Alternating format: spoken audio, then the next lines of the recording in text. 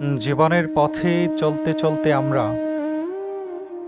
অনেকেই এমন এক অবস্থানে এসে দাঁড়াই যেখানে অভিযোগ করার মতো ভাষা থাকে না। অভিমান হয়, কষ্ট হয়, বুক ভেঙে যায়, তবুও কাউকে কিছু বলা হয় না। একটা সময় পর মানুষ বুঝতে শেখে প্রত্যেকেরই নিজস্ব লড়াই আছে। নিজের বোঝা নিজেকেই বহন করতে হয়। তাই কিছু মানুষ তাদের দুঃখগুলোকে শব্দে প্রকাশ না করে হৃদয়ের গভীরে লুকিয়ে রাখে।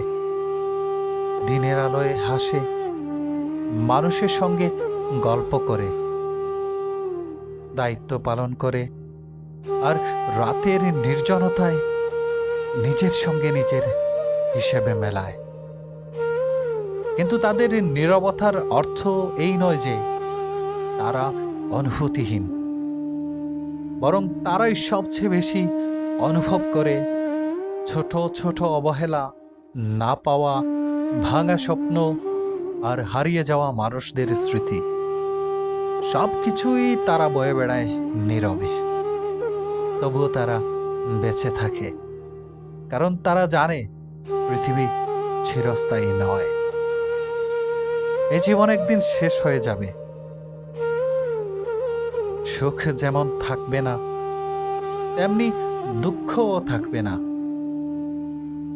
আজ যে কষ্ট অসহনীয় মনে হচ্ছে, সময়ের স্রোতে সেটাও একদিন স্মৃতির অংশ হয়ে যাবে। এই বিশ্বাস থেকেই তারা অভিযোগ কমিয়ে নেয়, প্রত্যাশা কমিয়ে দেয়, আর ধীরে ধীরে নিজের ভেতর একটা আলাদা পৃথিবী গড়ে তোলে।